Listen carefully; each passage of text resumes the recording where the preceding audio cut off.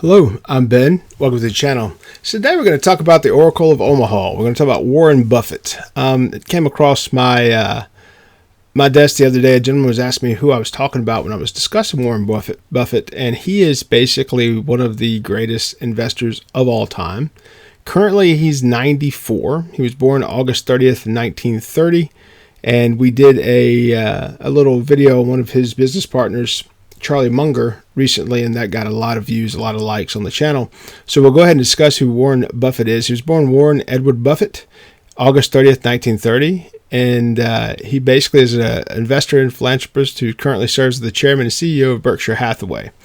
As a result of his investment success, Buffett is one of the best-known investors in the world. According to Forbes, as of February 17th of 2025, Buffett's estimated net worth stood at a U.S. $149.6 billion, making him the seventh richest individual on the earth. But here's the point about Warren Buffett. He has given away tens, if not hundreds of billions of dollars at this point in his lifetime to his philanthropic endeavors. So the idea that he's the seventh richest, I don't think so. I think he's the richest. I think he's given away more than what other people have earned in their lifetimes, and he constantly does that. He was born in Omaha, Nebraska. He's the son of a U.S. congressman and businessman. His dad's name was Howard Buffett. He developed an interest in business and investing during his youth. He was entered the Wharton School at the University of Pennsylvania in 1947 before graduating from the University of Nebraska at the age of 20.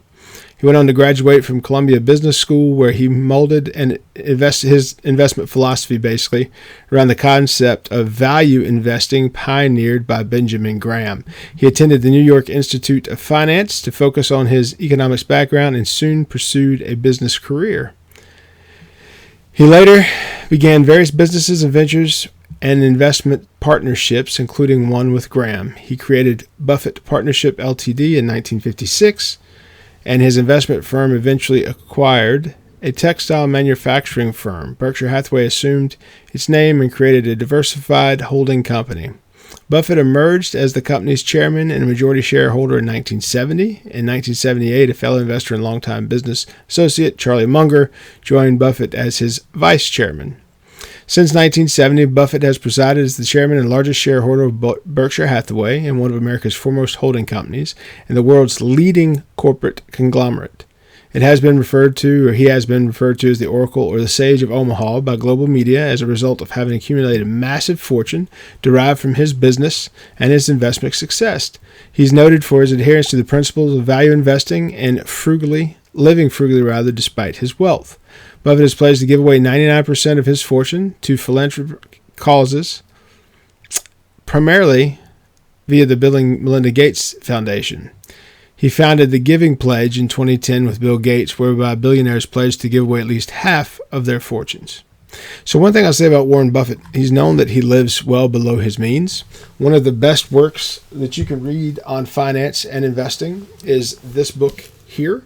This is the Berkshire Hathaway Letters to Shareholders, 1965 through 2014, and this is Buffett writing to the people that invest into his firm there at Berkshire Hathaway and how they invest, and it's incredible the thought that goes into a lot of these things. So if you read this book, and you can still find this online for a reasonable amount, I think I paid a couple $100 for it, but the reason I did is the knowledge you get from that is incredible, and you get into this guy's mind on investing. The other thing, too, is Warren Buffett doesn't do flashy things. He drives a used vehicle. He lives in the same house he bought.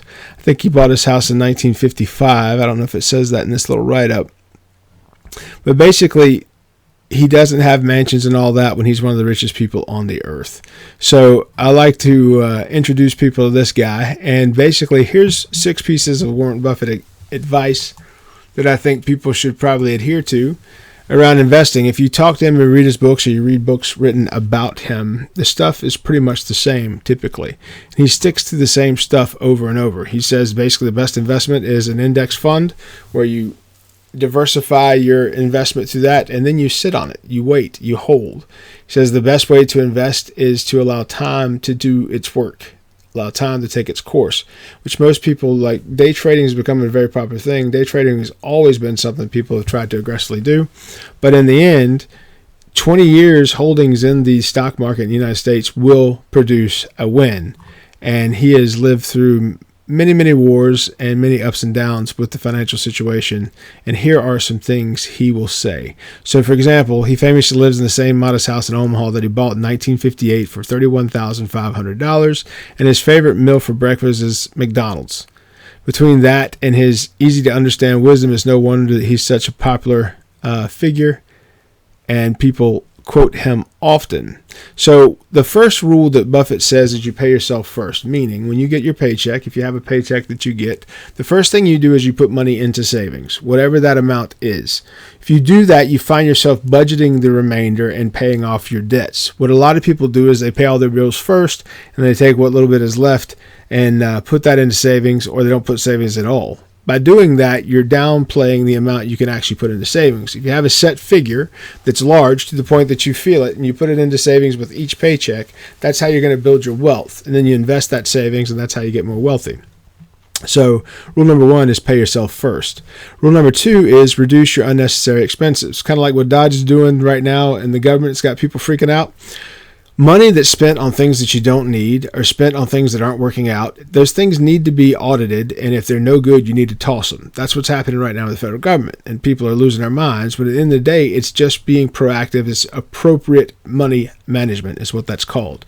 So you reduce your unnecessary expenses.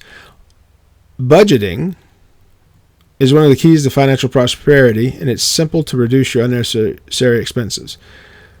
How do you know which ones are unnecessary? If you force yourself to live on a tighter budget, you see right away which expenses you prioritize and which ones may be extra costs that you don't really need. Over time, even a little amount of savings can build and grow into a large amount. It's that ripple effect. You put a little bit away and it grows over time, and if you consistently do something, that's where the power comes from, through the consistency of doing it. The next is invest in the S&P 500. I said that briefly a while ago. You use a small fund to get into that. You don't have to invest a lot. People think that when you're investing in stocks, it takes a lot of money. Sometimes it can. Like if you find a stock that's great and you want to buy 10,000 shares, that will take a lot of money. But there are penny stocks nowadays. You see commercials for that all the time, where you can buy a penny stock or buy a piece of a stock with a group investment firm. The S&P, that's the Standard & Poor's 500. They're basically the best 500 companies they recommend. So they have something to say. Average middle class America can pick and choose good investments, but it doesn't mean that you don't have to access extreme wealth to do this. The S&P 500 index, which can be bought cheaply through exchange trade fund to anyone, has a remarkable record, putting even professional money managers to shame. According to Morningstar, the S&P 500 has outperformed the majority of U.S. large-cap fund managers for 14 years in a row.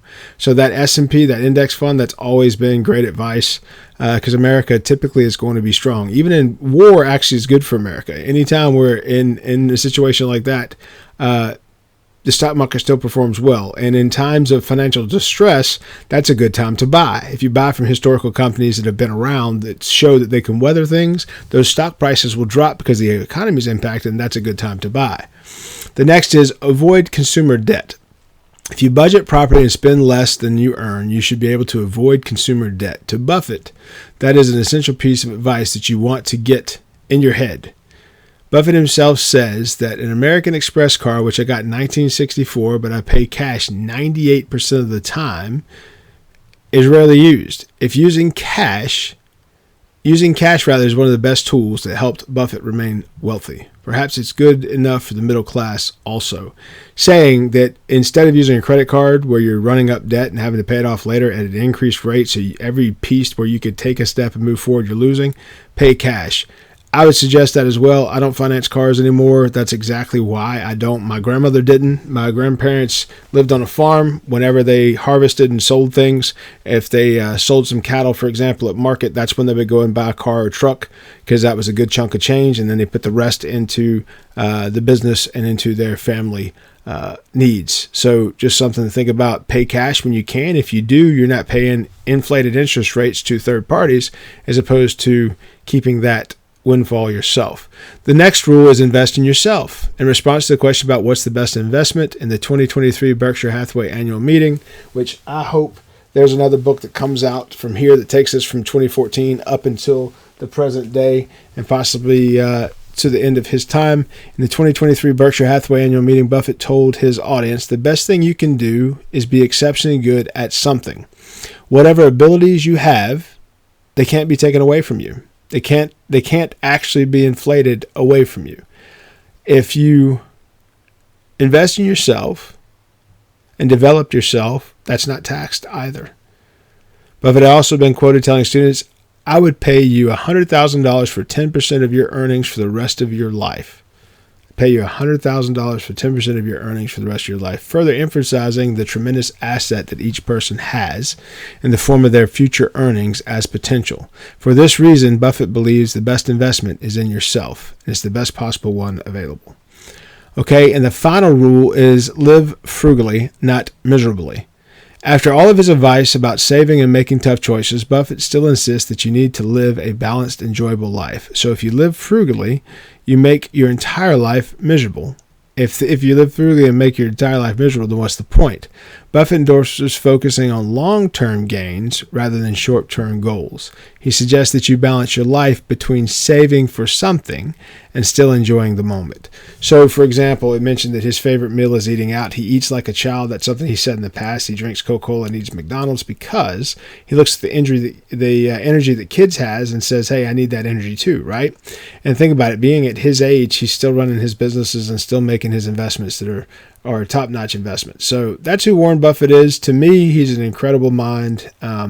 He's put his words to practice. So the words that he says are full of knowledge because of what he's done across his entire career. He's been steadfast in how he does things. So he has outperformed everyone else when it comes to investing, and he's 94 years old, so he's had a long period of time. Posted something just the other day about Warren Buffett didn't earn the majority of his income until he was after 50. So think about that.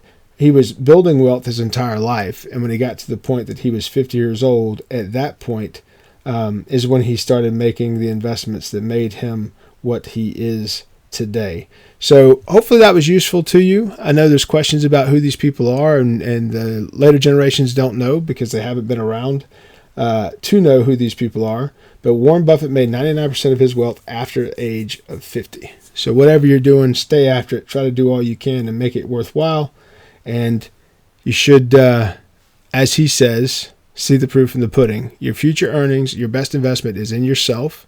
So that's in the books you read and the videos you watch, the things that you digest to grow from. So keep doing that. Keep watching these videos. Keep reading those books. This is the best one I could recommend around Buffett himself. It is the Berkshire Hathaway Letters to Shareholders, 1965 through 2014. And when the updated amount comes, or the updated version comes through the remainder of his time, I will purchase that one too, because it's outstanding insight and outstanding knowledge based around just doing the little bit you can, do that consistently and continue to do that over time, and you will be better off because of it. Hope you like subject matter such as this and videos such as these. Please like, please subscribe. I'm Ben. Be good.